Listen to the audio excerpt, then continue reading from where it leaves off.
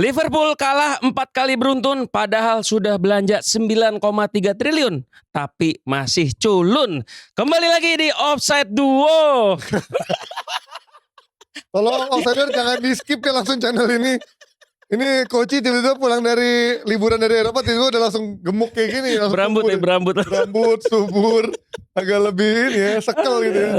Ya thank you ada Koko United sudah mampir ke sini ya. Thank you Panji. Mampir ini penggawa dari United Wave. Karena MU baru saja menang kemarin. Dan menangnya juga di Anfield ya. Iya, kemenangan rakyat. Kemenangan rakyat. Orang mungkin banyak bilang Liverpool udah kalah 3 kali. Mungkin sekarang waktu dia menang gitu. Apalagi MU yang gak konsisten rasanya bakal dibantai. Bener. MU bakal bisa memberikan sesuatu yang bahkan menang gitu ya Koy. Iya dan sekali menang terakhir kan 10 musim yang lalu. Zamannya Luis Van Gaal. Oh iya. Zaman Luis Van Gaal. Rooney yang waktu itu cetak gol. Iya. Itu udah lama banget. Tapi kemarin emang ya siapa sih yang bakal ngira United menang, menurut gue sih terlalu halu lah. Maksudnya fair-nya harusnya seri sih. Tapi lo puas sama permainan MU kemarin? Gue melihat semenjak permainan lawan Sunderland dan adanya si Mason Mount dipasang, memang Mason Mount ini pergerakan tanpa bolanya ini kan yang bagus ya Ji ya. Dan dia ikut bantu pertahanan dan di pertandingan tadi malam lawan Liverpool dia tuh yang paling dikit nyentuh bola loh. Dia cuma 19 kali nyentuh bola, tapi memang ya lagi-lagi itu yang dibutuhkan sih. Apalagi kan kirinya itu pemain paling parah kemarin menurut gue Dalot sih. Itu parah sih, clearance-nya bener-bener gak pernah ada yang clear banget, semuanya ke pemain Liverpool. Ya itu sih bisa dibilang ya Mason Mount ini yang jadi pembeda. Dan Amorim gue lihat dia mulai bisa fleksibel ya, walaupun tetap dengan 3 backnya sih. Ya memang gue juga kemarin ngelihat kehadiran Mount itu sebenarnya dalam sisi attackingnya menurut gue nggak begitu kelihatan. Tapi memang untuk mengisi space yang kosongnya itu memang yang menjadi selama ini PR United kan. Karena PR Amorim ini kan dengan skema 3-4-3-nya ini adalah ketika mereka transisi, mereka hanya misalkan Bruno Fernandes dan juga Casemiro yang which is kita tahu Bruno struggling lah di posisi itu. Walaupun dia ngasih assist, walaupun dia bisa nyetak gol, tapi dalam involvement of the game ya, dalam fluidity-nya, dalam build up-nya, Bruno selalu struggling dalam membangun serangan maupun juga dalam membantu track back pertahanan. Dan kemarin menurut gue Mount lebih banyak ngisi ke tengah, membantu tengahnya Casemiro dan juga Bruno, dan meninggalkan Bumo dan juga Cunha untuk bisa lebih leluasa untuk megang bola ketika transisi serangan. Tapi yang kemarin gue take on yang bisa gue cukup positif adalah bagaimana back ini cukup solid. Backnya ya dalam sisi organisasi permainannya terlepas dari masih bisa di expose, tapi lagi-lagi kalau ngomongin di expose itu menurut gue bukan hanya tugas back. Kan sekarang sepak bola modern semua menyerang, semua bertahan. Iya betul, setuju. Gak bisa lagi, even Liverpool aja kemarin gue ngelihat awal-awal di Gakpo sama Salah gak ikut turun itu kerasa banget. Tapi begitu mereka ikut turun akan jadi compact kan. Iya. MU juga begitu gitu, ketika mereka kerasa banget kemarin hanya menyisakan space-nya sangat besar, hanya menyisakan back-backnya 3 sementara depannya belum turun.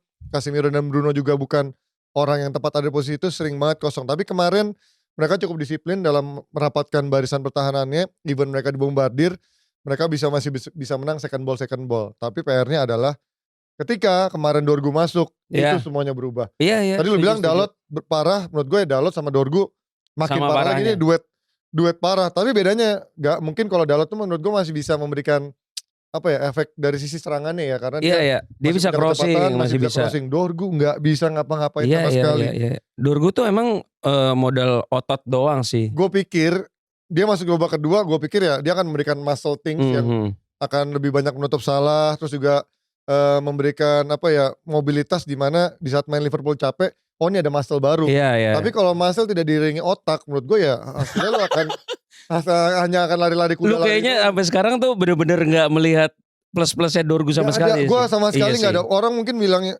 bilang waktu itu, Bang lu Garnacho bilang lu kasih waktu buat improvement. Tapi kan gue bilang Garnacho itu, ingat loh, Garnacho itu adalah didikan dari akademi yang memang dibeli dari Atletico Madrid, betul. Tapi dididik dulu dari bawah kan. Iya.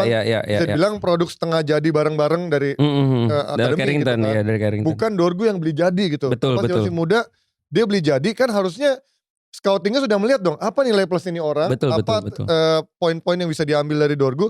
Gue gak melihat sama sekali ada kelebihan dari Dorgu yang bisa diberikan sama MU gitu. Crossingnya jelek, defense-nya. Mungkin defense-nya masih lumayan karena badannya modal gede. otot, Tapi modal serangannya kuat nggak dia. ada, decision making-nya parah. Terus juga clearance-nya juga sering salah. Kemarin menurut gua golnya pertama yang si Gakpo itu dari dia.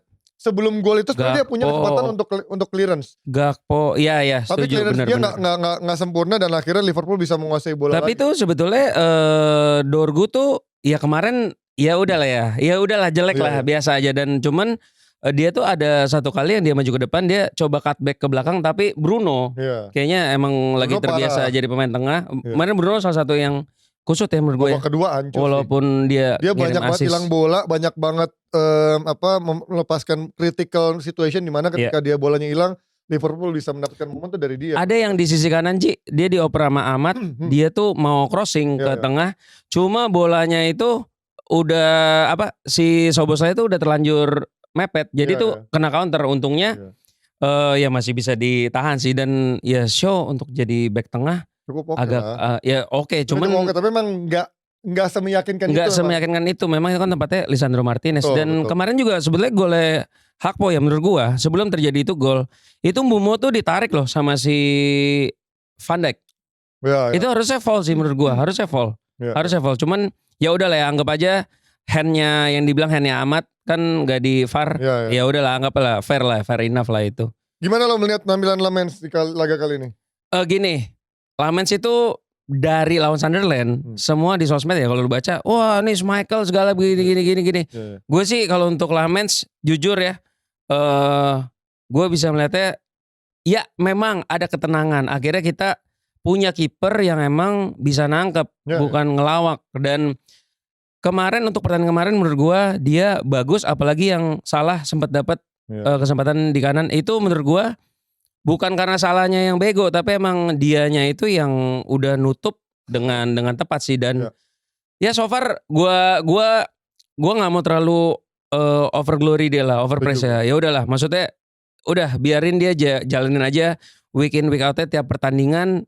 Ya memang mau bagaimanapun menurut gue kiper, dengan adanya kiper kita yang bener itu tuh memberi kenyamanan untuk lini belakang, lini tengah, dan lini serang sih. Ini sama seperti ya City dapat Donnarumma lah. Tapi jauh lah gila. Iya tapi kan itu ketenangan yang berbeda sih menurut gua. Kalau ini menurut gua ketenangan yang harus diuji lagi dari sisi konsistensinya. Tapi gua setuju sih, banyak yang mungkin nyerang gua dari sisi Lamens karena waktu di offset 2 sebelumnya waktu dia baru join itu kan, dimana gue sangat kecewa dia nggak beli Emily Martinez. Dia malah prefer kiper muda seperti ini yang secara CV-nya belum teruji di level yang top lah gitu kan. Tapi gue kan waktu itu menilai based on tayangan yang kita lihat di di mana-mana gitu kan. Dan itu bukan kompilasi save-nya aja juga, tapi kebobolannya juga. Menurut gue dari sisi tayangan itu yang gue nilai adalah dia benar-benar banyak miss-nya ketika bola-bola atas. Ini kalau lo ingat waktu DG awal-awal sering banget bola-bola crossing atas agak lemah. Kemarin kalau lihat ada Gakpo yang bolanya ngelewatin atas gawang, dia juga salah baca tuh. Yang akhirnya yang kena di kiri terus dibuang di clearance sama Shaw. Ya dibuang sama Shaw. Menurut gue itu juga positioning dia salah, cara dia baca juga salah. Tapi untungnya nggak ke-punish. Terus juga sebenarnya kalau lo lihat kemarin ya Lamens bisa dibilang mungkin 2-3 peluang yang benar-benar bersih dari Liverpool juga mungkin 2-3 biji kan. Sisanya kan tiang 2 kali kan. Iya, ketolong tiang sama bolanya mental kan. Artinya kalau si Gakpo gak kena tiang, terus yang sundulannya gak mencong ke samping, mungkin habis itu. Habis secara jumlah golnya orang gak akan melihat Lamens bagus lagi kalau ada kebobolan 3 apa 5 gol kan. Tapi untungnya dia hanya kebobolan 1 gol dan juga ada beberapa penampilan yang cukup bagus dari save-nya dan juga positioning. Tapi memang yang gue juga pernah bilang di luar kalian yang suka bilang bang katanya kemarin nggak lebih bagus pada Onana atau gimana ya, karena gue menilai dari video yang ditunjukkan. Dan kedua menurut gue MU butuh kiper yang punya karakter sekarang, punya leadership. Dan so far gue kemarin cukup surprise ngelihat karakternya dia berani ngomong sama back. Iya. Commanding keeper kan? Banget kan, itu yang kaget sih. Dan yang gue kaget. Dan sama yang gue sampai sekarang masih melihat-lihat lah. Ini sebenarnya kiper nih kurangnya apa ya? Tendangan pertamanya Gakpo, yang untungnya tiang, dia tuh nggak stretch tangannya loh kalau ingat. Dan gue bingung nih, ini apa karena dia emang tahu itu bola akan keluar atau gimana? Dan ya mungkin so far sejauh ini 2 pertandingan yang bisa gue lihat mungkin agak positioning dia yang harus dibenerin sih. Iya. Dan tapi memang lagi-lagi di sini menunjukkan bahwa ternyata lo nggak butuh kiper banyak gaya sweeper, kiper build up goalkeeper kan. Bener. Dia menurut gue kemarin hampir nggak ada tuh bola-bola build up yang lama dipegang, bola-bola pendek. Tapi long pass dia bagus. Sama ini Ji, dia tuh kaki kiri sama kanannya jalan kan. Jadi dia tuh nggak takut untuk di pressing kiri sama kanan. Karena dia ya kakinya kan dua-duanya bisa. Jadi dia sama sekali nggak takut untuk melawan itu. Baindir kalau kaki kiri berantakan tuh kan. Langsung minder gitu kan kalau sekali di press. Gue sempat bilang dulu daripada lo beli kiper high profile, cari aja lah kiper yang low profile gitu kan. Tapi memang serba salahnya adalah ketika kiper datang ke MU tuh pasti akan diekspos dulu seperti apa. Semuanya kan. Makanya kemarin ketika tayangan yang muncul itu yang bisa gue nilai banyak banget PR. Gue lihat ketika lihat tayangan yang di klub sebelumnya itu, termasuk dari cara positioningnya, cara dia baca bola atas sih kayak DG awal-awal. Terus ketika dia mentalin bola rebound, sering salah naruh bolanya tuh justru ke area yang danger gitu, bukan yang aman keluar yang bisa jauh dari para striker. Tapi so far so good, gue akui Lamens oke, tapi gue juga setuju sama Koko, gue gak pengen over glorified dari seorang Lamens. Bahkan orang pada udah banyak bilang nih Michael nih, atau misalkan tuh bang lu salah bang, gak apa-apa. Gue lebih mending gue salah daripada gue ngeliat dapet kiper kayak Onana lagi. Iya, mending lu salah tapi MU menang kan. Dan by the way 2 pertandingan nih, Sunderland sama lawan Liverpool, Sané Lamens tuh bener-bener yang ratingnya paling tinggi di lapangan. Bagus karena ketenangan yang gue suka adalah ketika duel bola atas dia nggak takut dan nggak membuat kita deg-degan kan. Kalau Onana kan tangannya pendek atau secara badannya tuh nggak bisa duel gitu. Even Baindir aja yang tinggi, kalau duel tuh masih kayak agak shaky dalam sesi tabrakan-tabrakan. Lamens menurut gue lebih berani masang badan yang membuat lawan-lawan tuh untuk duel juga agak-agak segan lah gitu. Jadi thumbs up buat Lamens, semoga konsisten. Ini semoga baru konsisten, bener-bener. Abisnya kan lawan Brighton ya. Iya, karena kita ingat Karius pernah muncul. Loris Karius lagi bagus-bagusnya, hanya kesalahan blunder fatal lawan Madrid Champions, langsung habis. Langsung menjudge dia sebagai kiper busuk lah, karirnya langsung hancur. Even Mignolet kalah dari Karius juga. Abis itu karirnya berantakan, turun ya. Semoga Lamens bisa keluar dari tekanan-tekanan itu jadi kiper utama MU lah. Tapi kalau lihat dari sisi Cunha, Cunha tuh menurut gue masih susah ya. Masih belum ya? Masih belum, jauh lah Mbumbo menurut gue. Jauh. Cara dia megang bolanya, cara dia decision makingnya, cara dia composure-nya. Gue gak ngerasa dia Cunha yang sama Wolf gitu. Dari tendangannya pelan banget, terus dari decision makingnya berantakan. Gimana lu liat Cunha? Kalau menurut gue Ji, Cunha ini kan memang sebetulnya dia itu kan posisinya di Mason Mount ya. Iya. Sedangkan udah 2 pertandingan terakhir Mason Mount itu memang menurut gue, walaupun dia kemarin touch-nya sedikit cuma 19, tapi memang jadi pembeda karena membantu pertahanan. Dan sedangkan Cunha itu memang kan dia di Wolves itu free roll dan lebih menyerang. Dan untuk posisi sekarang nih, ya gue sih gak bilang yang wah si Amorim salah beli pemain. Menurut gue enggak sih. Ini kan terjadi karena memang United sekarang ini kan gak punya DM yang bener-bener kuat lah. Dan ya menurut gua Matheus Cunha nih ya harus bersabar aja sih. Atau dia mencoba belajar seperti Mount agak bertahan. Tapi kemarin di pertandingan kemarin babak 1 sih menurut gua dia biasa. Tapi babak kedua kerja keras banget. Dan menurut gua ya kurang-kurangin buat Cunha sih untuk dia mencetak gol. Karena dia suka maksain dari luar kotak penalti kan. Iya, itu yang menurut gua lu kurang-kurangin lu deh, kecuali tim lu udah menang 2-0 3-0 lu kayak begitu nggak apa-apa deh. Tapi untuk sekarang udahlah, yang paling penting menurut gua itu kemenangan sih, bukan soal individual skillnya masing-masing sih. Ada beberapa momen sebenarnya Cunha tuh udah pengen menusuk pertahanan dari Liverpool, termasuk bermain dengan one-to-one di sisi kiri atau sisi kanan pertahanan Liverpool.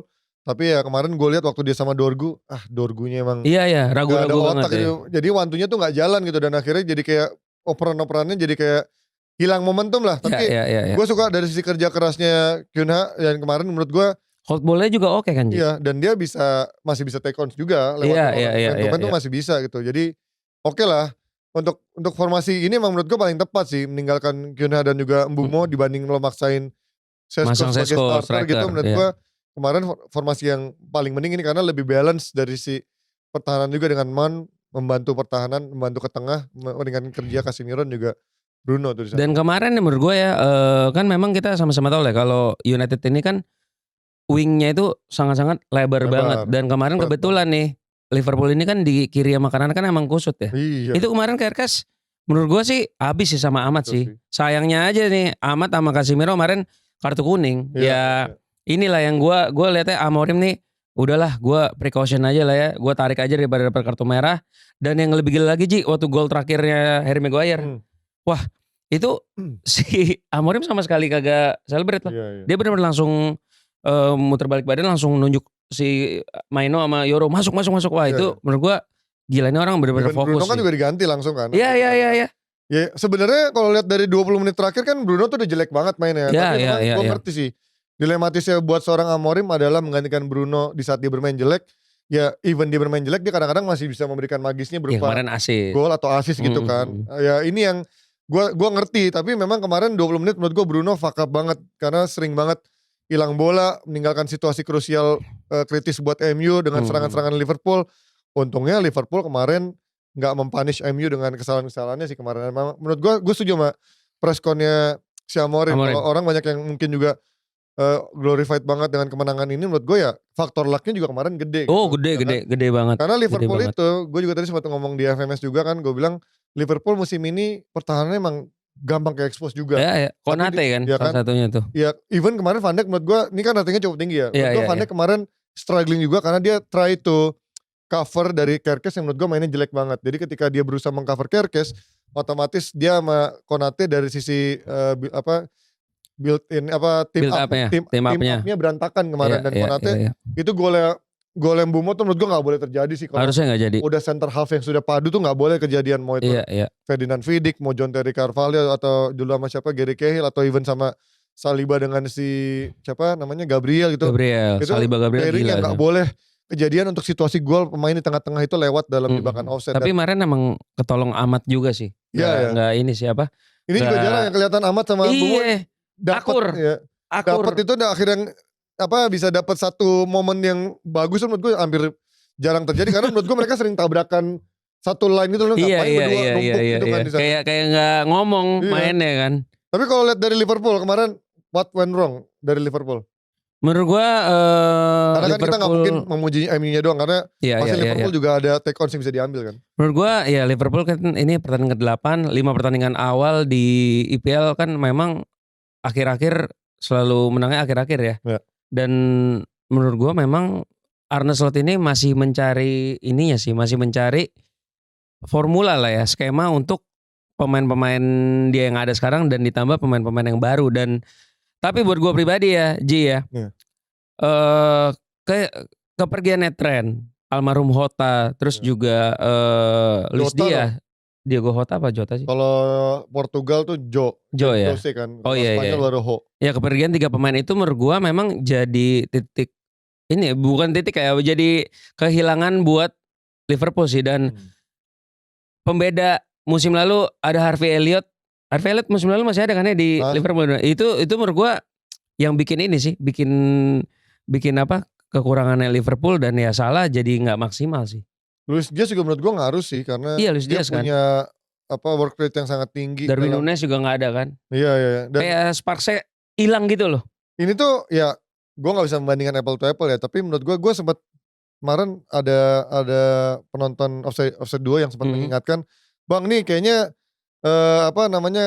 concern lo soal Liverpool beneran kejadian karena tahun lalu kan Slot dapat tim yang sudah ada gitu dengan segala keterbatasan yang kalau orang bilang FSG-nya pelit gitu kan. Dia justru berusaha kreatif dengan apa yang ada gitu kan. Tapi begitu dia dikasih pemain-pemain cukup leluasa, harganya mahal, secara pressure juga naik, ekspektasi juga tinggi.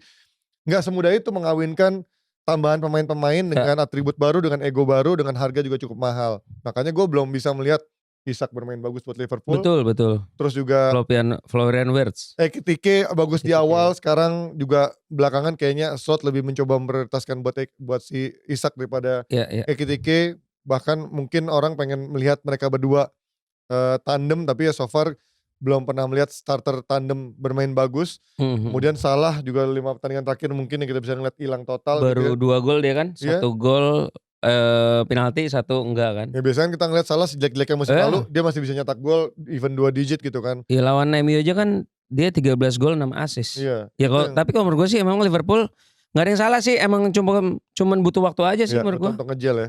Tapi kalau menurut gue ada yang salah dalam organisasi pertahanannya sih. Lo nggak bisa terus-terusan meninggalkan apa ya? High defensive line-nya. Iya, dia sangat mengambil resiko tinggi sekali tanpa melihat Van Dijk itu nggak cepat-cepat amat loh. Konate juga. Iya. Dan Konate sekarang pun menurut gue juga nggak Konate yang sebagus musim lalu. Betul. Agak rapuh, ditambah fullbacknya juga nggak sebagus itu. Iya. Wingbacknya ini kan sekarang bener-bener nyerang banget kan, apalagi Frimpong juga kan. Iya, dan Frimpong jarang dipakai pas cedera kan. Dia lebih pakai Bradley, bahkan Frimpong akhirnya dipakai untuk menggantikan Salah lebih ke winger. Betul. Dan Szoboszlai juga kadang jadi bek kanan bahkan. Gue ngeliat berapa kali juga Van Dijk tuh kayak sedikit mukanya tuh kayak kesel gitu ngeliat Kerkes karena agak sloppy kan. Kalau lo lihat di 3 apa 4 pertandingan awal dia mainnya agak sedikit reckless kan, kartu kuning, kartu merah gitu. Terus juga kemarin pun juga gue lihat berapa kali mukanya Van Dijk tuh kayak agak sering ngomelin Kerkes, termasuk yang dia nendang bola kena mukanya Kerkes. Iya. Kan malah Van Dijk yang mukanya kesel gitu kan. Iya. Menurut gue berarti belum adanya kesatuan unity dalam pertahanan mereka gitu. Terlalu banyak pemain lah ya, Ji. Iya, itu dia. Ternyata memang tidak semudah itu dapat banyak tambahan pemain yang memang secara bisa langsung reputasi udah bisa nyetel, tapi langsung bisa nyetel tuh susah gitu kan. Tapi tapi kemarin kalau gue lihat Van Dijk tuh emang kayak mau bunuh teman sendiri ya. Pertama ngikut si Alistair terus Kerkes. Cuman menurut gue sih ya buat fans Liverpool udahlah. Belajar dari fans United lah. Sabar aja, semua butuh waktu. Bukan gitu, Ji. Ya sebenarnya belum ada tombol panik lah buat para fans Liverpool, terlepas mungkin 4 kali ini biasanya sebagai sesuatu yang pukulan telak lah buat Liverpool kalah di Anfield. Kedua lawannya juga MU yang secara rivalitas, apalagi MU-nya lagi MU yang mabuk gitu, bukan MU yang secara competition lagi head to head sama mereka. Tapi betul. Ya lagi-lagi Liverpool masih punya banyak cara, masih punya banyak waktu untuk bisa ngejel lagi, untuk bisa memperbaiki dari penampilannya, karena mereka punya segalanya untuk bisa tampil seperti sebelumnya gitu. Karena mereka sudah bisa tampil bagus seperti itu, ya mereka tinggal bisa mengembalikan kembali gitu. Betul. Kalau MU kan sampai sekarang nggak tahu nih penampilan terbaiknya kayak gimana. Iya, makanya jauh lah. Makanya kalau dibilang fans MU menang sombong, kita bukan sombong, kita tuh senang aja kalau menang. Iya, dan lawannya Liverpool dan iya makanya. Mainnya di Anfield pula yang katanya angker gitu kan. Kalau Old Trafford banjir, Liverpool Anfield udah nggak angker sekarang. Iya, benar. Oke, dari Premier League ini kekalahan Liverpool membuat Arsenal semakin nyaman di puncak klasemen, karena juga kemarin Arsenal menang ya. Menang Arsenal tipis lewat set piece cornernya. Iya. Emang gila deh Arsenal. Lu nonton, Ji? Nonton gue, tapi gue sambil nonton apa ya itu? Kayaknya ada pertandingan juga di jam segitu kalau nggak salah. 10:30. Oh, Inter. Enggak. Inter Roma kan? 5. Oh, Munchen Dortmund. Oh, Munchen Dortmund, betul. Munchen Dortmund itu seingat gue ada pertandingan itu. Tapi Arsenal menurut gue sih musim ini kalau nggak juara aneh sih. Ya, cuman itu PR-nya adalah dia harus punya pemain yang konsisten mencetak gol. True. Kok ya, karena Gyökeres tadi gue sempat bahas di MMS juga. Dia sering sekali dalam komposisinya tuh kurang tenang. Terlalu buru-buru banget, terlalu asal nembak gitu loh. Berarti lo dapat bola nembak tanpa lo lihat dulu gawangnya gitu kan. Dan akhirnya ke tepi skipper atau ketahan kiper. Terus juga berapa kali ada crossing yang harusnya dia bisa dapat, tapi dia positioningnya salah. Dan selama ini kan Arsenal dalam mencetak gol 3 musim terakhir gak pernah ada masalah kan. Gak pernah ada masalah. Golnya merata, golnya banyak, distribusinya mencetak golnya banyak. Tapi kan sekarang nyata Saka belum sebanyak itu nyetak gol. Iya, Saka ya musim ini sejauh ini belum gimana-gimana banget. Karena juga ada cedera-cedera juga di awal. Terus juga Trossard, juga Martinelli bergantian jadi super sub. Mencetak golnya tuh masih tipis-tipis. Nah, dia butuh orang yang benar-benar konsisten mencetak gol week by week, dan diharapkan Gyökeres bisa. Tapi so far baru masih belum. 8 pertandingan, 6 pertandingan selalu main 90 menit.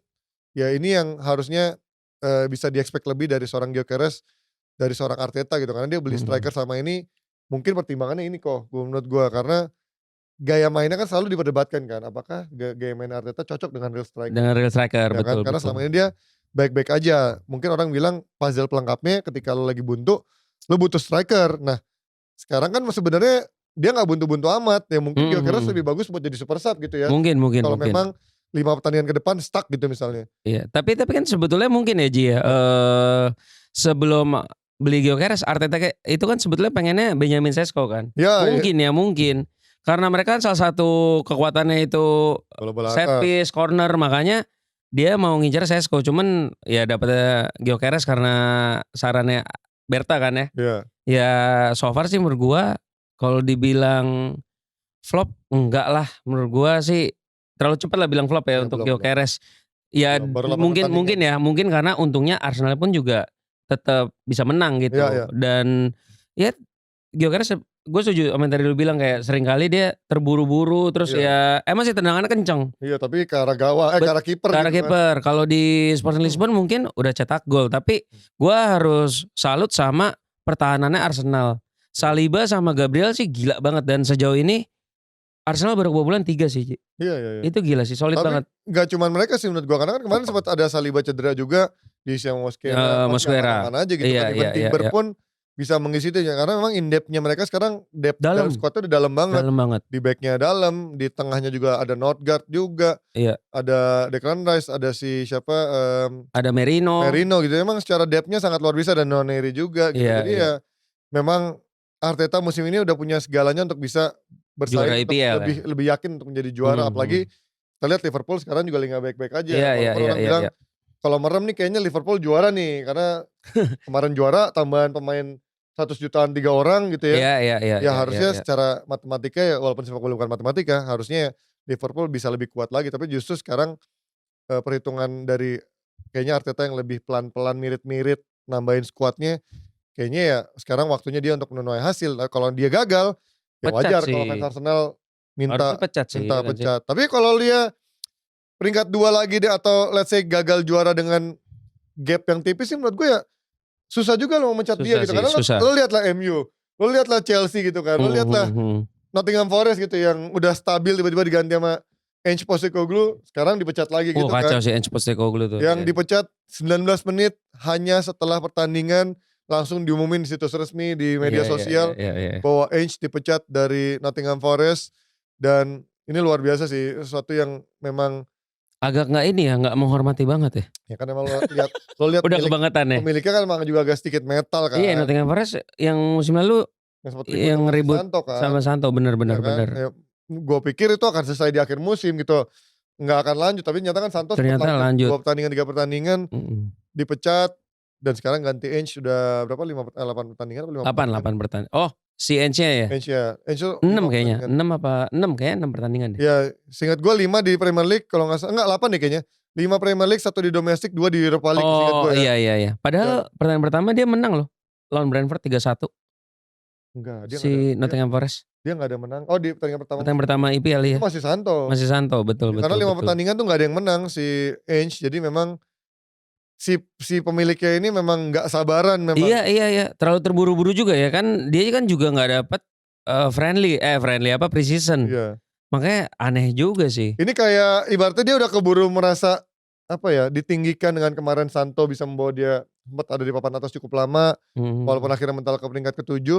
Jadi kayak udah kebelet merasa ada di level yang atas gitu. Padahal ya squad lo tuh gak sebagus itu sebenarnya. Bener. Kehilangan Elanga ini juga sih lumayan sih. It's a miracle buat Forest menurut gue musim lalu berada di posisi itu cukup lama, walaupun akhirnya mental ke-7. Dan gue gak ngerti kenapa pemiliknya begitu sangat-sangat pengen instantly mungkin result. Ini Ji ya, ekspektasi juga melihat si Ange nih bisa bawa Spurs musim lalu ke European League Final, menang tapi lagi. Tapi lo harus lihat dong peringkat berapa Spurs juga musim lalu kan. 16 ya? 17 kan. Menurut gue it's itu tanda sih sebetulnya. Bad track lah menurut gue. Lo nge-hire pelatih secara yang oke kalau lo juara, tapi kan lo lihat long run-nya dong. Lo peringkat 17 lo selalu ambil gitu. Menurut gue agak aneh gitu untuk lo ambil dari sisi, apalagi secara metode beda banget ya, karena Nuno pragmatis, Ange itu yang high defensive line yang benar yang sangat nyerang banget risky play gitu, kan. Ini ya gue nggak tahu siapa penggantinya, karena isunya ada Shandice lah, ada Mancini lah. Ya we'll see Nottingham Forest, karena menurut Graham Potter boleh. Itu juga mungkin ada juga chance-nya. Kita lihat apakah pelatih yang baru secara permainan lebih cocok kepada si Santo, atau justru pengen bermain dengan gaya lebih menyerang yang menurut gue butuh waktu juga untuk adaptasi di saat mereka gak punya waktu. Nottingham Forest tuh ini Ji ya, kayaknya dia kehilangan Elanga, terus siapa lagi masih ada, terus kayaknya ada faktor pemain cedera juga deh. Ya cuman gak begitu. Yang penting kan masih ada si Elliot Anderson-nya masih ada. Elliot Anderson nih bagus banget. Bagus. Awoniyi kemarin sempat cedera. Iya. Tapi tetap ada Wood. Terus dia nambah Zinchenko.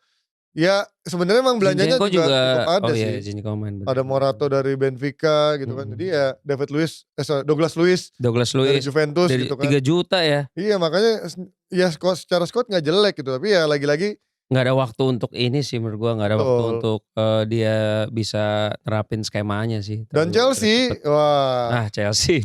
PR-nya menurut gua banyak sih Chelsea, terlepas dari mereka menang. Ya tapi juga takeaways yang positifnya banyak, tapi PR-nya juga banyak. Karena gua ngeliat kemarin banyak banget kesalahan-kesalahan, error-error yang dilakukan oleh pemain Chelsea, tapi tidak dipunish oleh pemain dari Forest itu. Aciampong lah, Calobah lah, Lavia lah kemarin sempat error yang beruntung tidak menjadi gol dari Forest kemarin. Nah ini ditambah mereka juga belakangan juga punya kekuatan dalam set piece. Yang kemarin 3 gol dari skema yang after set piece semua. Jadi ya bersyukurlah mereka punya gol dari sisi set piece juga gitu. Tapi menurut gue Chelsea ini kekuatannya itu ini sih di Caicedo sih. Ya benar. Gila sih Caicedo. Kemarin Caicedo masuk langsung berubah total sih. Iya bener-bener ini orang bener-bener pembeda sih waktu lawan MU. Iya. Gila itu kalau gak ada Caicedo gue rasa gak akan begitu deh. Itu kan kayak babak kedua tuh si Garnacho kan tarik keluar. Ya. Terus Caicedo masuk. Ya memang langsung berbeda sih. Ada si siapa? Giu Caicedo Garnacho. sama si siapa lagi? Gittens ya kemarin masuk ya. Gittens masuk benar. Langsung kerasa lah perubahannya langsung. Terutama Caicedo sih memang ini pemain yang sangat gila dari sisi agile-nya, mobility-nya, read the game-nya menurut gue bagus dalam sisi defensif maupun ofensifnya. Jadi menurut gue 100 juta yang layak lah. Iya, dibanding Enzo ya. Gue menurut gue Caicedo ini lebih bagus lah dalam sisi worth of value-nya sih. Ya tapi so far Chelsea menurut gue dalam sisi konsistensi permainannya masih cukup butuh banyak evaluasi lah. Iya, masih ya gitu-gitu aja kan sebetulnya kan. Ya modal direct aja dia tuh. Tapi untung kemenangan masih mengiringi mereka, jadi ya masih peringkat 5, bagus lah. Peringkat 5, 14 poin. Beda 1 poin sama MU ya. Gila ya, tipis banget ya. Iya, kemudian kemarin Spurs kalah, gue cukup kaget. Spurs kalah sama Aston Villa. Villa yang belakangan juga lagi gak baik-baik saja. Sih. Tapi kemarin kalah lawan Villa. Tapi ya inilah Spurs selalu seperti ini gitu kan. Awal-awal bagus, bagus di awal. Turun. Even Thomas Frank udah beda banget sama Ainge, tapi ternyata kemarin tuh kebobolannya Spurs tuh bener-bener sisi kanannya Vicario sih. Dan itu semua dua-duanya bola dari luar kotak penalti sih. Kalau saya gue itu kayak apa ya? Iya modal ini sih gue rasa udah kemarin tuh Aston Villa udah coba aja lah. Iya, nice try dengan individual skillnya kan. Iya, jadi memang Sancho pun juga enggak kusut sih. Sancho kusut sih. Sancho mah udah dimainin aja juga enggak gitu. Lupakanlah Sancho lah di sana. Ya itu dia dari Spurs yang gue gak akan panjang lebar ngomong karena kita juga masih ada liga lain yang harus dibahas sedikit. City kemarin 2-0 lawan udah lawan itu Everton. Tapi yang gue sebelumnya nggak tahu, sebelum match ini gue nggak tahu ternyata ada klausul Grealish nggak boleh main ya. Kan dipinjam soalnya. Iya, nggak sebenarnya kalau pinjam pun dipinjam atau dibeli sih? Gue lupa. Dipinjam. Nggak pinjam. Bukan dibeli 40 ya? Pinjam. Kalau dibeli nggak mungkin dong Grealish nggak boleh main. Iya sih, berarti pinjam. Jadi dipinjam. Nah, sebenarnya dipinjam itu kan bisa klausulnya ada apa enggak kan? Dan gue baru tahu ada klausul dia nggak boleh main lawan timnya sendiri. Kebanyakan selalu nggak boleh lawan sih, kecuali di Champions League. Gue lupa waktu itu ada siapa tuh, ya kan kita juga main FM lah ya. Iya. Bahkan seringnya otomatisnya begitu kan, nggak boleh lawan tim sendiri kan. Ini yang menurut gue akhirnya ya gede-gede jadi kurang gitu, karena menurut gue Grealish memberikan warna baru buat Everton. Iya, jadi pembeda di tim. Selain dia punya si Ilman Ndiaye, ya Grealish itu menjadi sektor sayap satunya yang bisa memberikan daya dobrak, dan ketika kemarin gak ada Grealish menurut gue jadi agak timpang gitu kan. Penetrasi dari kirinya kurang sih kemarin. Ada si Alcaraz doang jadinya menggantikan si Grealish. Tapi ya ini gue melihat lagi-lagi musim ini bener-bener ketolong Haalandnya sih. Kemarin tadi gue sempat ngobrol sama si Narji kan. Ya gak salah sih lo punya striker bagus ya, dan dia mencetak gol. Tapi ya satu sisi it's not good enough buat lo untuk menjadi juara ketika hanya Haaland gitu. Karena di saat dia treble kan Haalandnya tajam, tapi yang lain juga tajam gitu. Ada De Bruyne segala kan. Nah sekarang nih Doku, Savinho, even Reinders yang di awal bagus belum memberikan kontribusi besar dalam sisi mencetak gol gitu. Tapi kalau gue lihat sih Manchester City ini si Pep sekarang lebih kayak ke ini sih realistis aja kali ya. Dia fleksibel aja sama yang gue punya pemain bisa begini, ya udah gue begini aja. Contohnya kayak waktu lawan MU, itu kan kebobolan MU bener-bener satu karena individualnya si Doku, sama kedua kan ya udah dia bertahan aja ngarepin back MU melakukan kesalahan, habis itu di counter ya Haaland 2 kali kan. Iya jadi emang itu sih menurut gue dia pinter aja sih sejauh ini sih. Ya mungkin ya Pep tahu lah it's a part of transitionnya kali ini, dia tahu ya emang udah waktunya. Ada pemain-pemain yang sudah masa jayanya habis harus digantikan dan butuh waktu. Sementara pemain-pemain baru yang datang pun juga belum apa ya? Cherki, Marmus ternyata Cherki cedera, Marmus. Cherki udah main kemarin. Ya kan abis cedera kan. Maksud gue Cherki emang belum banyak waktu untuk bermain sebagai starter gitu. Terus juga si Marmus juga sempat juga cedera dan even main pun posisi terbaiknya gue gak tahu di mana, apakah di kiri, apakah belakangnya Haaland, apakah menggantikan Haaland gitu. Dan ya itu, even Bernardo Silva aja musim ini yang dipikir bisa menggantikan perannya KDB.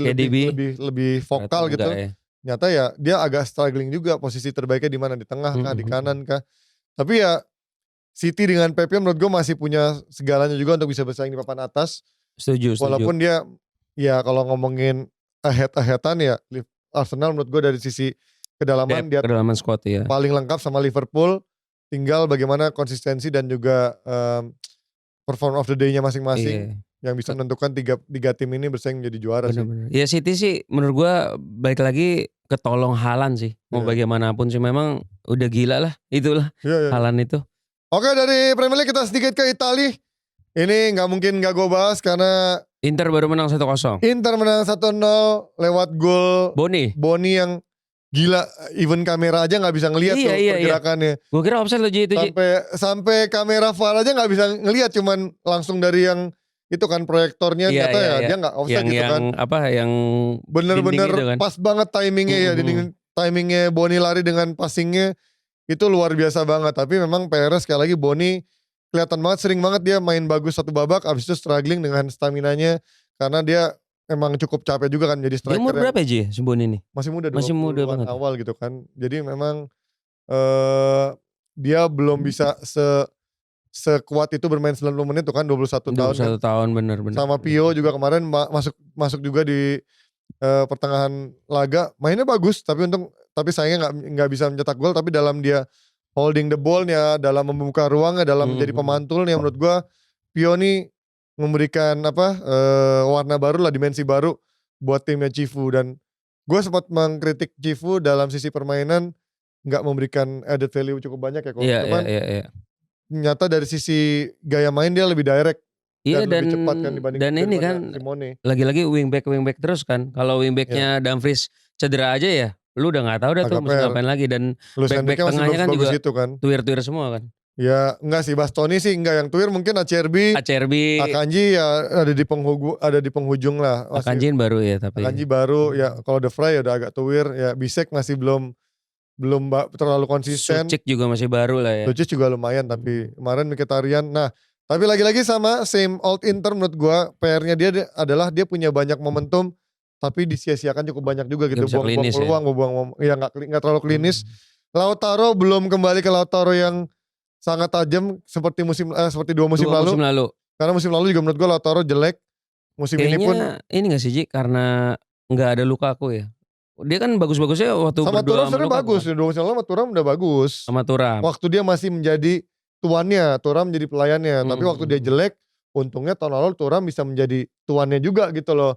Bergantian, gak cuman menjadi hanya pelayan gitu. Nah, sekarang menurut gue lebih komplit sebenarnya. Ketika Martinez gak bagus, ya Cifu harus berani lebih resiko memainkan Boni dan juga Pio. Karena Pio punya karakter real striker, Boni punya karakter untuk menggantikan si Thuram gitu. Jadi harusnya dibandingkan musim lalu yang Arnaud Taufik dengan Taremi dan Korea, karakter dan dimensi strikernya musim ini Inter lebih banyak gitu. Dan ya gue ngeliat kemenangan lawan Roma sih cukup solid. Roma juga gak punya banyak terlalu ancaman-ancaman juga kemarin. Padahal 4 besar ya Roma ini ya. Ya cukup bagus lah di bawah Gasperini. Gue gak nyangka karena style of play-nya dia kan kita tahu di Atalanta kan cukup nyerang banget lah. Nyerang, atraktif. Menurut gue gak gampang untuk langsung diimplementasikan di sebuah tim baru. Karena gue inget Gasperini pernah di Inter, ya not worth itu. Itu berantakan menurut gue. Kusut ya waktu itu ya. Karena kan dari eranya siapa gitu ya. Mourinho nggak salah ya, terus pindah ke Benitez, terus ke Papa Gasperini, apa siapa gue lupa deh. Sebelum dia yang ke Atalanta kan? Urutannya iya ya, itu Sebelum dia menurut ke gue Atalanta kan? ya terlalu beresiko permainan seperti itu di zaman itu ya. Mhm, Mungkin mhm. sekarang dia udah lebih bisa membalancing dengan gaya mainnya. Dan untungnya di saat Inter menang, Napoli kemarin Napoli kalah. Ini Napoli yang Ini banyak yang cedera Ji, pemainnya Ji, iya, iya, iya. Napoli Ji. Kemarin juga kita lihat nggak ada Nggak McTom di ada sana. McTom, Terus juga Lukaku cedera. Kipernya juga nggak ada. Si siapa Meret. Iya itu Terus pakai juga kipernya Torino ya, yang baru iya. dibeli dari Torino. Ini mereka kan? tuh kemarin switching. Iya iya. Kiper Torino di situ, Giovanni Simeone dari Napoli ke Torino, Buongiorno dari Torino juga ke Napoli. Iya. Jadi kayak lucu nih ngeliat pemain-pemain ini. Højlund kan juga cedera kemarin. Iya benar. Tapi gimana ya? Menurut gue sih Napoli nih dengan datangnya si Højlund dan Lukaku cedera dan datangnya juga KDB ya. Memang mau nggak mau bola tuh rata-rata ke KDB semua sih. Ya. McTominay yang musim lalu kita lihat MVP-nya Serie A, ya mau nggak mau sekarang ya udah lu ngalah sama KDB sih. Ya. Ini yang gue sempat bilang juga sama coach di offside 2 sebelumnya, ketika lu punya McTom yang outstanding, dia sangat versatile mainnya secara role-nya sangat free roll lah menurut gue gayanya McTom tuh kemarin musim lalu. Tapi dengan ada KDB perannya terbagi dan beberapa kali kan kita lihat kemarin McTom bermain sebagai orang di sisi kiri gitu kan. Kiri, bukan dia banget sebenarnya. Ketika ada KDB dia harus menyingkirkan seorang McTom menjadi pemain sisi kiri gitu. Dan McTom ya lagi-lagi ya dia kan memang tipe pemain yang ngikut aja kan. Gitu kan. Sih. Bagusnya itu sih memang. Tapi ya lagi-lagi itu mengurangi sinarnya dia menurut gua. Iya. Dan akhirnya ya kita lihat nih agak struggling si Napoli dalam beberapa pertandingan terakhir. Kemarin Noaleng main sebenarnya cukup bagus menurut gua Noaleng, dan akhirnya kan sempat mencetak gol yang dianulir kan. Betul. Tapi ya mungkin menurut gua si Conte lah harus lebih banyak mencoba Noaleng karena kuncinya adalah sayap sih. Kemarin Spinazzola juga main cukup bagus di sana. Si Højlund di depan kalau misalkan nggak ada yang ngasih bola, beda dia sama United. Tapi lu lihat gimana Ji? Højlund di Napoli? So far ya untuk debutan so good sih, tapi ternyata kan di laga lawan Milan dia juga cukup struggling juga kan. Iya.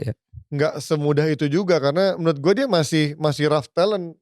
Masih rough ya, padahal masih rough talent. Udah 22 ya umurnya. Tapi kan jam terbang dia, ya gimana ya, dia sebelum dia flourish, dia pindah ke MU yang menurut gue secara pressure, secara strugglingnya menurut gue membuat dia berkembangnya cukup sulit. Iya, nah, setuju. Menurut gue sekarang waktunya dia untuk bisa flourish di sini, nunjukin bahwa dia bisa berkembang gitu dari rough talent jadi finish talent yang bukan finish talent, produk jadi yang bisa dipakai sama Napoli. Tapi sayangnya ya nggak semudah itu juga gitu buat dia gitu, karena membagi egonya dengan main-main lain seperti Napolitano kadang-kadang cukup maruk juga. McTom juga kadang-kadang juga mau nggak mau mendistraksi pemain-pemain, harus memberikan umpan ke dia juga karena kita tahu McTom adalah MVP. Alex Meret ada ya, tapi dia nggak dimainin malah ya.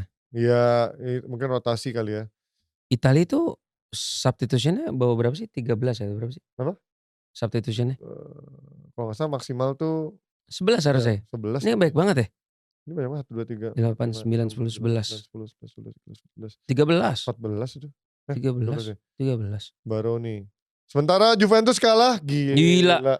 Nonton lu Ji? Como, enggak, gue cuma lihat cuplikannya doang. Wah gila, Nikopas. Ngaco sih, Nikopas itu. Lagi-lagi menjadi icon dari Como ya. Gila sih, gue gak nyangka. Tapi dia asis 1 sama gol terakhir 1. Iya. Tapi gue bingung sih kayak Juventus tuh kenapa ya? Dia kayaknya kemarin lawan Como nih pakai 4 back ya. Padahal biasanya 3 back kan. Si Juventus entah kemarin 4 back si Igor Tudor kayak nyoba-nyoba taktik baru lah, entah apa gimana ya. Karena kan belakangan kan dia sempat seri-seri mulu kan, terus kalah. Karena gue melihat Tudor itu memang pelatih yang sebenarnya karakternya itu pragmatis, tapi dia mencoba bermain lebih take risk gitu, untuk take risk lebih menyerang gitu. Apalagi lucunya kan dia dulunya back kan. Back, iya. Center back, gue pikir dia akan bermain lebih defensif, lebih pragmatis, lebih counter. Tapi justru enggak, dia lebih bermain dengan high risk dan akhirnya meninggalkan itu space yang juga cukup banyak untuk bisa diekspos sama tim lawan. Walaupun dari sisi kebobolannya dia belum terlalu banyak sebelum laga ini. Tapi ya ini dari sisi jebol gawang lawannya itu menurut gue agak PR kok. Iya. Ternyata Jonathan David yang dibeli ternyata kusut ya, biasa kusut aja gitu. jelek lah, ya so far jelek lah menurut gue. Kenan Yildiz juga ya nggak konsisten lah ya. Ya karena dia bukan goal getter sih menurut gue. Dan Vlahovic yang mungkin di awal-awal bagusnya di Super Sub, dicoba juga jadi starter, nyata juga belum sekonsisten itu kan. Makanya gue sempat debatable sama Koci gitu ngomongin Vlahovic. Lu bilang Vlahovic bagus atas dasar apa gitu? Karena dalam berapa Italia aja begini ya. Juve berantakan juga menurut gue. Kalau lu bandingin sama Osimhen ya jelas Osimhen menurut gue di atas Vlahovic. Jauh ya Osimhen. Ya gue kaget sih juga tadi sempat ada beberapa fans Juve yang gue kenal udah ada menyuarakan ketidakpuasannya, Tudor gak lama lagi out gitu. Ya menurut gue terlalu cepet sih. Lu lihat lah. Setuju lah. Dia kan baru dari musim lalu berapa pertandingan terakhir kan? Iya berapa pertandingan terakhir, gak pertengahan sih ya, berapa sisa pertandingan terakhir lah. Baru sekarang juga baru beberapa pertandingan juga, menurut gue sih terlalu dini lah untuk bisa menjudge dia untuk dipecat. Walaupun emang nih ya warning lah buat seorang Igor Tudor, dia harus cepat berubah. Harus cari inilah dia, harus cari solusi. Karena lucunya kan proyeksinya sekarang sama Allegri kan. Orang fans Juve ngata-ngatain Allegri. AC Milan. Ya kan, ngata-ngatain Allegri udah fucked up, mainnya jelek segala macam. Ternyata di sama Milan dia langsung 7 bisa pertandingan ya. Membangkitkan mojonya, kalah sekali, seri sekali, menang 5 kali gitu. Dan ini menurut gua bukan cuman ya ini tapi, faktor Allegri udah kena lapangan. Kemudian gue gak nyangka sih dia dapetin Modric dan juga seorang Rabiot ya. Bener. Ini ngaruh banget Rabiot, Modric. Nah justru itu Ji, sorry gue potong. Gak apa-apa. Nah jadi justru kemarin itu, gue kan ini kan abis MU kan. Abis MU menang, euforia gak bisa tidur, gue nonton ini kan. Memang kemarin kan gak ada Rabiot. Iya jujur aja sih Luka Modric agak clueless ya. Gak ada Rabiot ya dan untuk 3 backnya ini Tomori, Gabia sama Pavlovic. Kalau misalkan salah satu yang cedera sih, wah geter juga sih. Dan sebenarnya 3 back ini menurut gue bukan 3 back yang solid juga sih menurut gue ya. Cuman untungnya yang terbaik mereka aja sekarang kan. Iya masih ke cover, si mainan juga main bagus. Dan cara mereka organisasi permainannya masih cukup disiplin lah. Karena kita tahu Allegri kan emang dia menguatkan dari pertahanannya dulu kan. Dan adanya Modric menurut gue walaupun dari sisi serangannya kurang, tapi dia untuk hold bolanya sebagai orang pertama yang dialirkan bola tuh menurut gue ngaruh banget. Ini yang gak dipunyai sama Milan dalam berapa musim terakhir gitu. Ketenangan dalam mengalirkan bola di tengah-tengah awal itu ya Modric ada megang banget walaupun dia udah tua banget ya. Ricci sih tapi ini ya, Ricci tuh masih sering banget salah passing sih. Ya kalau kata temen gue yang fans Milan dia bilang sekarang di bawah Allegri memang pemain-pemain ini tuh nggak ada yang pembangkang gitu-gitu macam. Ya mereka main as a team lah ya. Ya apalagi Allegri kan udah pelatih yang cukup senior lah. Dalam arti dia cukup kenyang pengalaman, dia tahu caranya memenangkan kompetisi ya. Gua rasa sih pemain Milan respect juga sama dia. Apalagi dia juga pernah nanganin Milan, pernah juara juga dulu kan. Gue makanya sempat bilang dengan skuad seperti ini gue ragu Milan bisa juara, tapi ya kedatangan Modric, kedatangan Rabiot menurut gue itu game changer. Tapi gue nggak yakin juga dia bisa semusim konsisten. Bisa main begini terus kita nggak tahu. Tapi kan memang ya kalau dari penyerang emang ada beberapa pemain yang cedera aja kayak Pulisic aja kan. Kemarin main bagus banget sebelumnya kan. Ini bahkan kalau nggak salah di pertandingan ini ya si Milan tuh cuman bawa cadangan 6-7 gitu. Tipis sih dia tuh kan? Aja, tipis banget. Berapa? 7 doang, gila. Cuman ada Gimenez di depan. Ya ini itu juga ini cadangannya gak ada yang terkenal gitu kan. Iya kurang banget pemainnya berarti. Makanya gue bilang gue gak nyangka, gue gak expect Milan ada di posisi sekarang dengan squad seperti ini. Tapi makanya gue shout out untuk Allegri sih yang bisa membawa mereka ada di posisi ini. Jadi kalau orang ngata-ngatain Allegri udah habis ya gue gak tahu kalau ngerasa seperti apa. Tapi ternyata dia so far masih punya mojonya gitu untuk mengangkat Milan ada di posisi ini. Terus juga 7 kemarin De Gea kebobolan jarak jauh sama Leo sama penalti 1. Itu penaltinya lucu ya. Agak debatable lah. Iya. Gue malas mendebatkan soal itu ya. Kadang-kadang diuntungkan, kadang-kadang dirugikan. Oke, itu dia dari Itali. Kita lihat sedikit dari... Ada Liga Champions ya besok aja? Iya ada Liga Champions. Tapi gue kemarin Bundesliga, Munchen juga menang tipis. Gue pikir akan menang banyak, tapi lagi-lagi Harry Kane. Lu masih mau bahas itu Bundesliga? Enggak. Gue cuma sedikit bahas hasil. Gue kemarin sempat bahas juga sama Coach soal Bundesliga. Bagaimana Munchen bertransformasi di bawah Kompany. Dan Harry Kane musim ini menjadi monster. Oh gila ngeri banget. Lihat golnya udah 27. Musim ini? Iya, enggak bukan Harry Kane. Enggak dong. Munchen golnya Munchen sendiri 27. Iya. Harry Kane udah 2 kali hat-trick, sekarang udah berapa belas gol ya? Gue lupa golnya Harry Kane udah gila banget. Dan bahkan Nicholas Jackson Tapi nomor udah 10. cetak gol belum sih Nicolas Hah? Jackson? Udah. Udah ya? Di kemarin di Liga Champions. Gue lupa deh kalau di Liga udah belum ya. Liga Champions sudah kemarin. Tapi emang ini sih Ji, Luis Diaz gila sih di Iya. sono sih. Ini Luis Diaz gila sih. memberikan sangar banget dalam merusak serangan dari sisi kiri. Itu memang, dan Olise juga bagus banget. Olise bagus benar bagus banget. Kimmich juga bagus. Jadi ini Munchen yang cukup mengerikan ya. Gak heran kalau Munchen bisa menjadi salah satu kandidat kuat juga di Liga Champions musim ini. Walaupun menurut gue backnya belum proven ya. Iya. Bermain di luar dari Bundesliga menurut gue backnya belum proven. Upamecano kan musim ini terakhir katanya. Iya katanya. Mau free transfer. Gak mau perpanjang kontrak kan.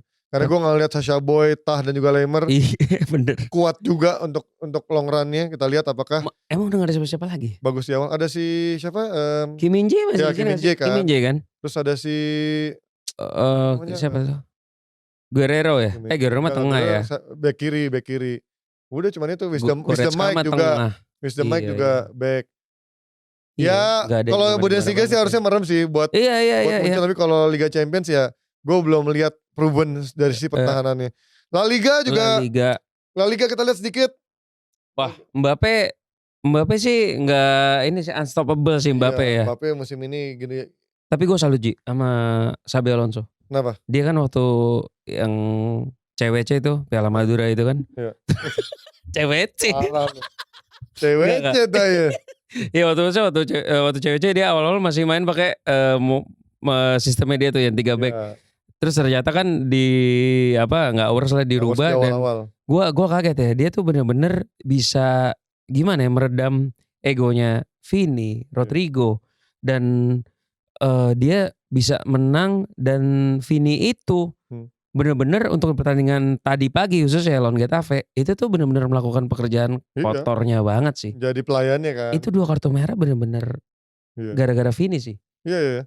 Makanya membagi ego itu tidak mudah kan. Kata orang selalu bilang egonya siapa yang lebih kuat ya. Pada akhirnya ini kayak survival the fittest aja. Pada akhirnya mau gak mau Vini harus mengalah untuk Mbappe yang dalam sisi skill dan sisi kebintangan ya memang satu langkah di atas dia gitu kan. Rodrigo bahkan disimpan dia lebih baik pasangin Mas Antuono. Hendrik kemana Hendrik ya Allah. Hendrik kan bilang ini udah dibilang gak suitable. Iya, makanya maksud gue kacau ya. Kasian gitu masa depannya hilang gitu. Tapi ya lagi-lagi pelatih ya punya tough choice lah. Iya. Dengan segala sumber dayanya dia harus memilih ya pemain yang terbaik untuk sesuai skemanya dia gitu. Valverde aja sampai ngalah ke bek kanan. Barca juga kemarin cukup nyaman ya kemarin. Kalah menang menit terakhir aja. Iya. Si Araujo. Lagi-lagi lewat golnya Araujo yang menggantikan siapa kemarin main jelek tuh di back tuh. Konde. Yang muda ya? Apa Kubar sih? Kemarin gantiin siapa ya? Tuh akhirnya dia ngegolin. Menurut gue Araujo sempat dibilang agak-agak jelek, tapi ternyata kemarin dia masih butuh juga Araujo ya. Iya. Atletico Madrid juga kemarin menang tipis 1-0. Betis kemarin lawan Villarreal 2 gol kemarin. Itu kan yang kemarin ya? Kemarin lawan Betis, lawan Villarreal. Oh iya, dua-duanya Anthony tuh. Dua-duanya Anthony gila, penyelamat. Nunjuk lehernya gitu. Aduh. Gue nonton tuh pertandingan ini. Lu nonton? Gue liat. Gue liat golnya aja sih. Secara permainan gak bagus-bagus amat sih, tapi ya untungnya dia efek klinis lah di pertandingan ini. Karena nggak ada yang ini, jagain Anthony aja sih. Yang gol pertama ya, yang gol yang pertama, yang kedua itu yang kosong nggak ada yang jagain. Ya udahlah, itu kan makanannya dia. Ini mungkin Anthony dianggap remeh ya, tapi ternyata bisa juga dia ngegolin ya. Oke, sedikit lihat hasil jadwal Liga Champions. Oh ini Ji, Liga Prancis Ji. Si nomor 1 Marseille sekarang. Wih, iyalah ada Greenwood lah. Gila 4 gol Greenwood, kacau banget. Keren lagi skuadnya dia sekarang tuh. Kayaknya PSG gara-gara ini pergi ya. Siapa? Si Donnarumma ya jadi kurang oke tau si Echeverri kan. Sempat cedera juga kemarin kan. Si Dembele cedera, juga cedera. Iya. Coba lihat Barcelona Olympiakos. Ini seingat gue ada Juve Madrid. Arsenal Atletico juga seru nih. Leverkusen Paris juga lumayan harusnya. Terus siapa lagi? Villarreal City, PSV Napoli, Union SG lawan Inter, Copenhagen Dortmund. Newcastle Benfica. Wah, baru Spartanan ini nih. Yoi, Galatasaray Bodo Glimt, Athletic Bilbao lawan Karabakh. Terus Kamisnya siapa? Chelsea Ajax. Seru. Atalanta Sofia Praha. Sporting Lisbon Marseille. Frankfurt Liverpool. Kalah lagi gak nih?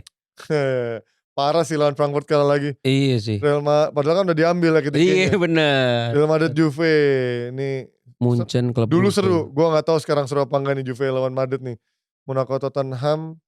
Udah ya gitu. Tapi kayaknya gak ada yang gimana-gimana Gak ada banget. gimana-gimana sih. Kecuali ada kejutan dari tim-tim kecil atau tim-tim yang tidak diunggulkan menang gitu ya. Ini akan menjadi Iya menarik. paling seru mungkin Arsenal Atletico ya. Ya. Karena kan ya Atletico kan ya Diego Simeone ada aja ya kan. Dengan gayanya selebrasinya kan. Selalu memancing emosi orang. Kalau Juve Madrid mah kayaknya gak akan gimana-gimana gak sih? Ya, karena permainannya Juve itu gak semenarik. Ya apa ya.